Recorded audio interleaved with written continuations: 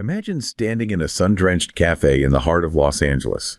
There's a line sneaking out the door, and almost everyone is waiting for the same thing. A small ceramic bowl of vivid green powder being whisked into a frothy, neon-bright latte. To the person at the counter, it's just a healthy morning pick-me-up. But if you look at the global trade balance sheets, that matcha shouldn't really be there. At least not in these record-breaking quantities. Back in April, a wave of new U.S. tariffs hit Japanese imports, the kind of economic friction that is designed to make consumers pivot and markets cool. By all traditional logic, the flow of goods should have stumbled. You'd expect the headlines to be about a trade chill or a slump in demand. But instead, something paradoxical happened. The more expensive and politically difficult these products became, the more the world seemed to want them. Across the Pacific, the scene is even more confusing. In Beijing, you can find shoppers standing under giant replica fish in specialty stores, browsing through aisles where certain Japanese seafood is still technically under a cloud of controversy following the Fukushima water release. For a while, the trade bridges between these two giants seemed to be burning down, with bans and suspensions dominating the news cycles. And yet, while the seafood stalls were struggling, shipments of things like ornamental koi, Japanese beer, and even timber were quietly surging through the cracks. It's this bizarre bifurcated reality. On one hand, you have governments raising walls, imposing curbs, and trading diplomatic barbs. On the other, you have a global appetite for brand Japan that seems completely indifferent to the geopolitical drama. In 2025, Japan's food exports didn't just survive the trade wars. They hit an all-time high for the 13th year in a row, crossing the 1.7 trillion yen mark. It makes you wonder, at what point does a global cultural obsession become more powerful than a government's trade policy? And how did a country facing some of the toughest export hurdles in its modern history just manage to have its best year ever? That really is the question of the year, isn't it? Because everything you just laid out, it flies in the face of basic economics. It really does. I mean, you learn in Econ 101, you put a tariff on something, you raise the price. Yeah, and goes down. Demand goes down. You put up a political barrier, you create a trade dispute. Trade stops. Or at least it slows to a trickle. That's the theory. But that's not what happened. Yeah. It's like the desire variable in the equation just completely overrode the cost variable. And that's what we really need to dig into. We're not just looking at numbers on a spreadsheet. We have to look at the psychology, the culture, the power of a brand. Exactly. How brand Japan has become something more than just cars and electronics. It's a lifestyle. It's almost a philosophy that people are buying into. Yeah, because what we're seeing is people aren't just buying products anymore. They're buying solutions. Solutions to what, though? Well, solutions to modern anxiety, to health concerns, a solution for a lack of status even.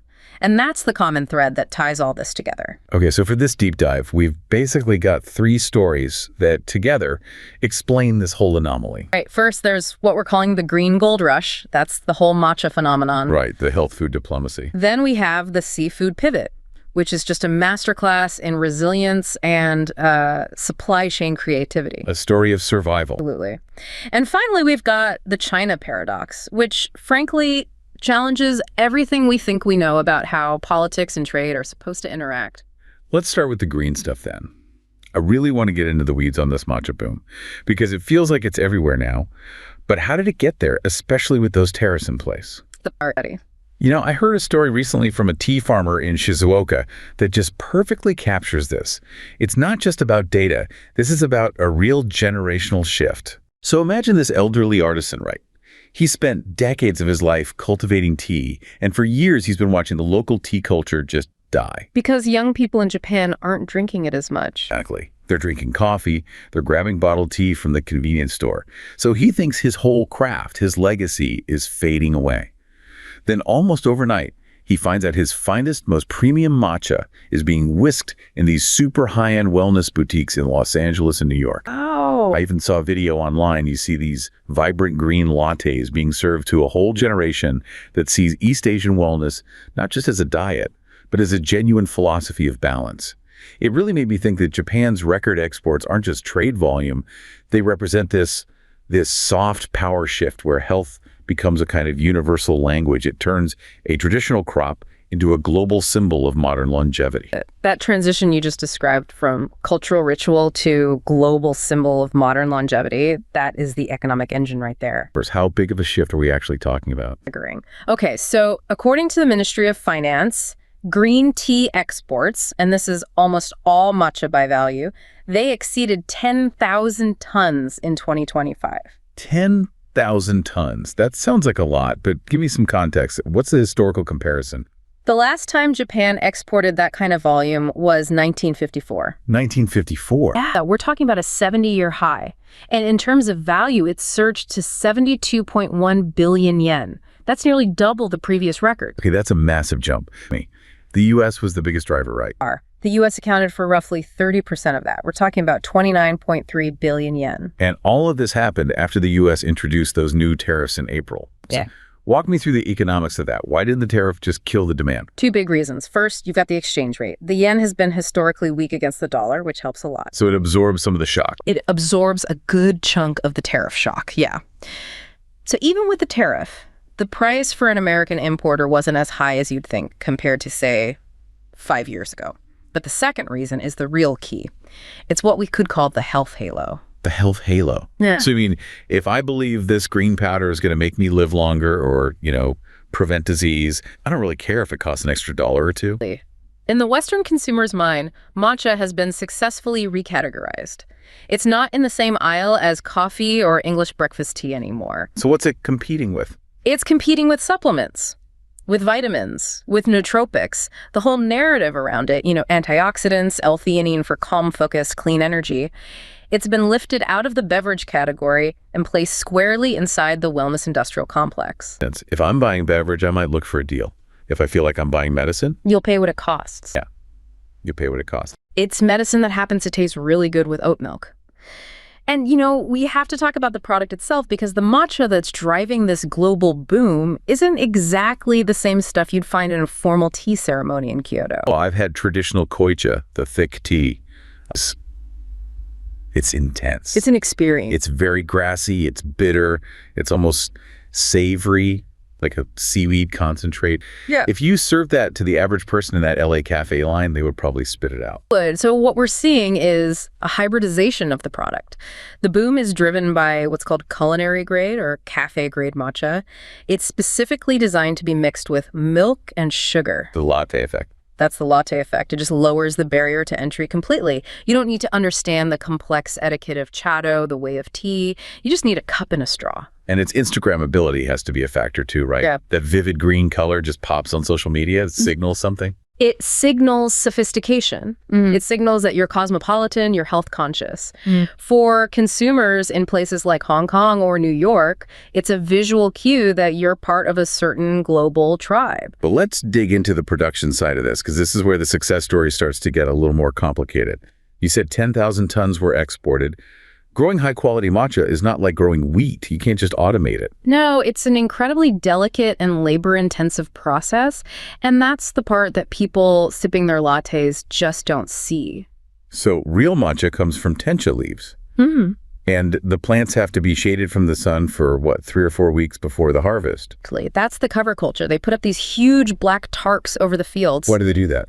By blocking the sunlight, you're stressing the plant. You force it to overproduce chlorophyll and amino acids to survive. Specifically, and that's what gives it that signature neon green color and the savory umami flavor. Then if you don't shade it? Then it's just sencha, regular green tea. It'll taste more bitter, and if you grind it, the powder will be a brownish yellow, not that vibrant green. So you have this manual process of covering and uncovering entire fields. Who is actually doing all this work? Because we know Japan has a pretty serious demographic crisis on its hands. And that is the domestic paradox. While demand in LA is exploding, the actual production base back in Uji and Shizuoka is shrinking. The farmers are getting older. They're aging out, yeah.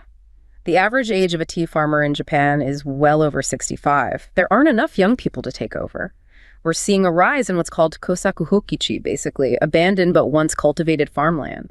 Breaking. So you've got this global gold rush, but you're running out of miners to dig for the gold. And it's having a real impact on the domestic market. It's driving up prices inside Japan. So the average Japanese consumer is paying more for their tea now.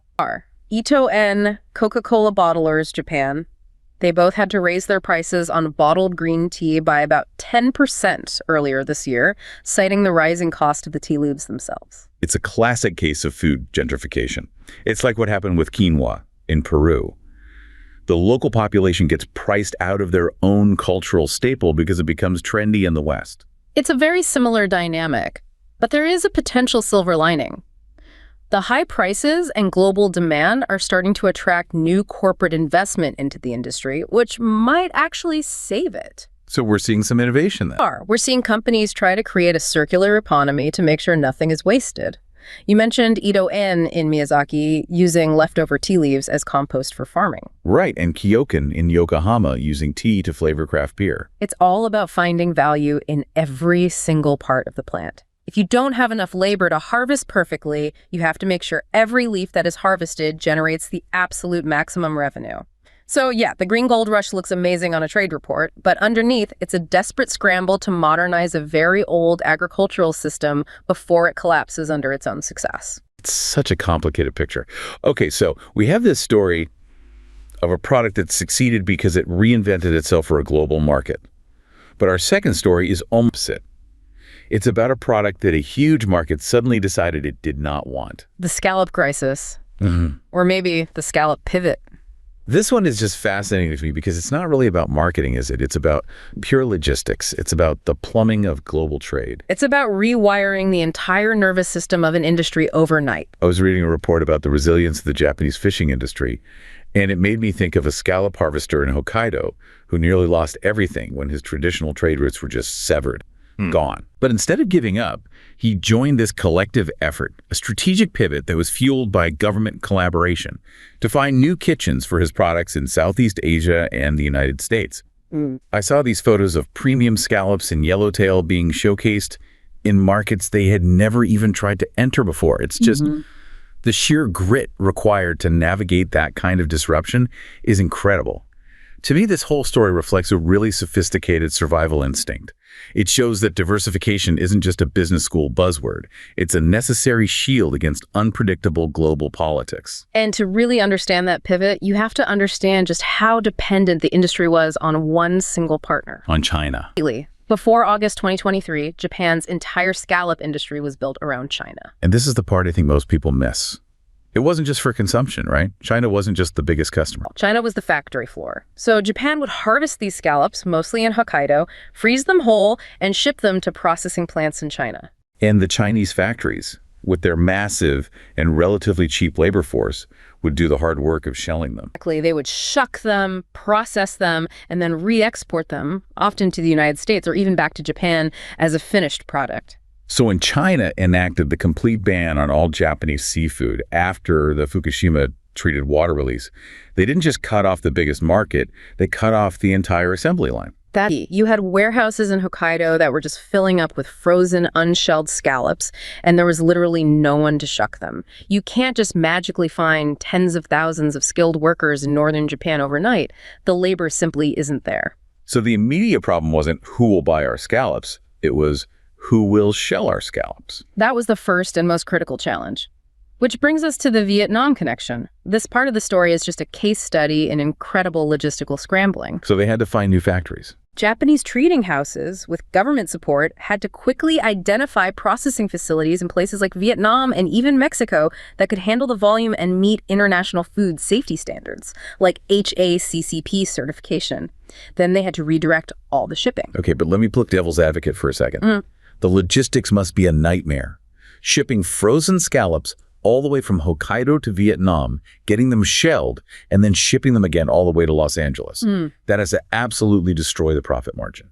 The fuel costs alone must be insane. It is definitely more expensive than the old China route, no question. However, the labor costs in Vietnam are still competitive enough to make the numbers work, but only under one condition.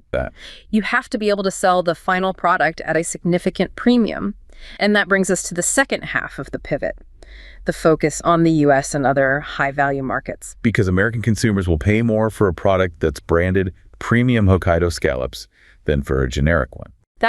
And the government's trade organization, JETRO, went into absolute overdrive to make sure that bet paid off. What did they do? They didn't just run a few ads. They organized something like 170 promotional events in a single year. They flew influential foreign chefs to Japan to visit the fisheries. But the smartest thing they did, in my opinion, was to break what I call the sushi barrier. The sushi barrier, what's that? For decades, Japanese seafood exports were almost exclusively targeted at Japanese restaurants abroad. You know, sushi bars, izakayas. But that market is ultimately limited. It's saturated. There are only so many high-end sushi restaurants in New York or Paris. Jetro made a strategic decision to start pitching Japanese scallops and yellowtail to Italian chefs, French chefs, Thai chefs, you name it. So, hey, put this amazing scallop in your risotto, or this yellowtail would be incredible in your ceviche. Exactly. They started marketing the ingredient's quality, not its Japaneseness. They argue that the sweetness and the texture of a Hokkaido scallop make it the best possible protein for any fine dining cuisine. And it worked. So how much of the lost China market did they manage to recover? They successfully redirected about 20 to 30% of the lost volume into these new higher value markets. Okay, but 20 to 30% isn't 100%. So is the industry really saved, or is it just, on life support for now? I'd say it's been de-risked. They'll probably never see the sheer volume of the easy China days again, but what they've built is a much more robust and resilient system. If one market, say Thailand, closes for some reason now, they have 5 or 6 others to pivot to.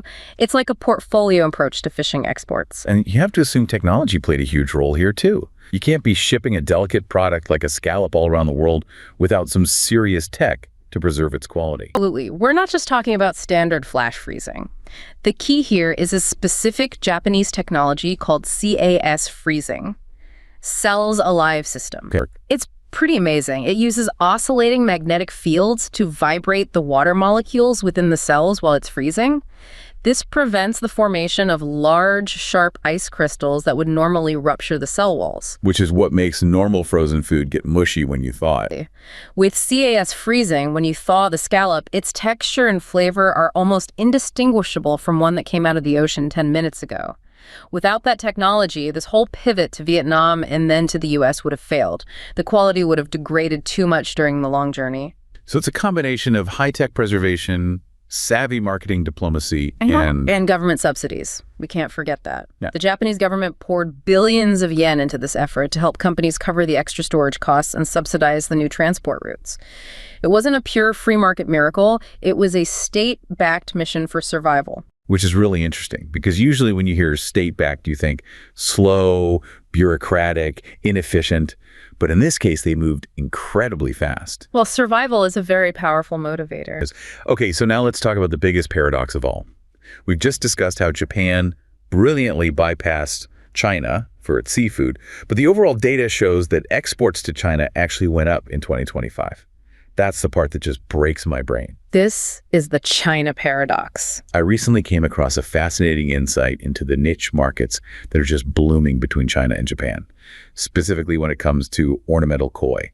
It's a world I knew nothing about. Incredible. Try to imagine a collector in a bustling Chinese metropolis, right? They're seeking a sense of tranquility and also status through what they call a living jewel that's bred in the mountains of Niigata. And despite all the complex political friction we hear about constantly, there's this undeniable cross-cultural pull toward premium craftsmanship and these shared lifestyle preferences. Right. I saw online that even with some restrictions still in place, the demand for things like Japanese timber and craft beer is just rebounding like crazy.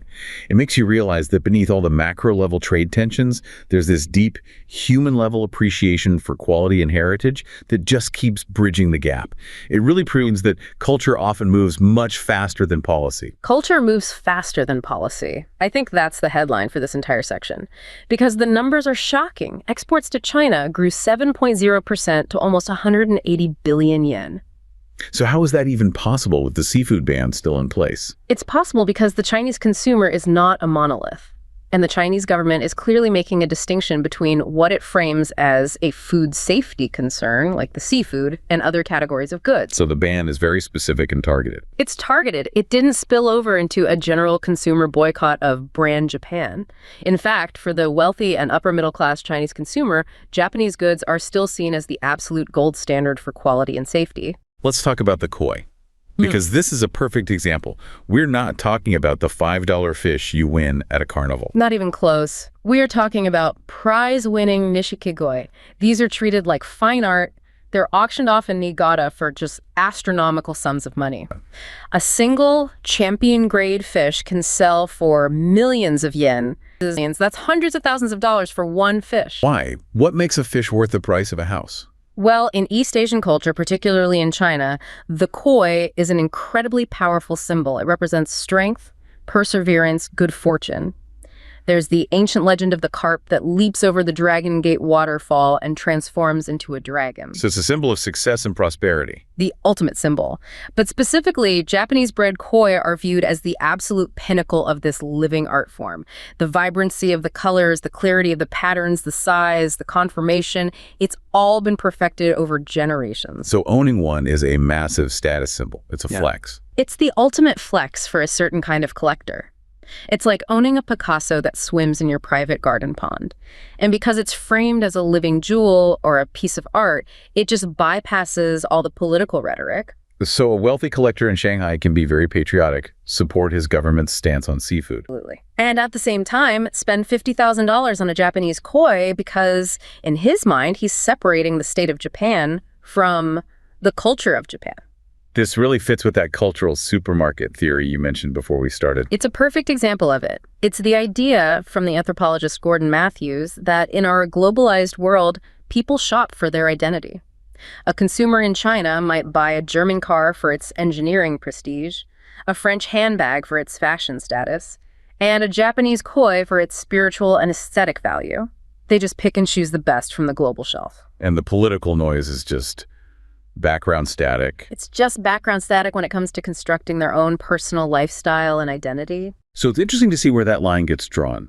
Seafood is out because there's a specific safety narrative attached to it. But what about timber? Why is Japanese timber suddenly booming in China? For very similar reasons. We're talking about high-end woods like Japanese cypress or hinoki and cedar. It's used for luxury interior design. Okay. It has a famous scent, a unique texture, and a centuries-old reputation for durability and refinement. So if you're building a traditional-style tea room or a high-end villa in Beijing, using imported Japanese hinoki timber signals that you are a person of incredible taste and means. It's another status marker. And craft beer. That seems like a totally different category. That's hitting a younger, more urban demographic. You have the Guochao or China chic trend where young people are embracing domestic brands, which is huge. But alongside that, there's a counter trend of exploring global craft movements. So that's about being cosmopolitan. And Japanese craft beer has a great reputation for precision, quality ingredients, and interesting local flavors like that tea-infused beer we mentioned earlier. It fits perfectly into the sophisticated nightlife and lifestyle scenes in cities like Shanghai and Shenzhen.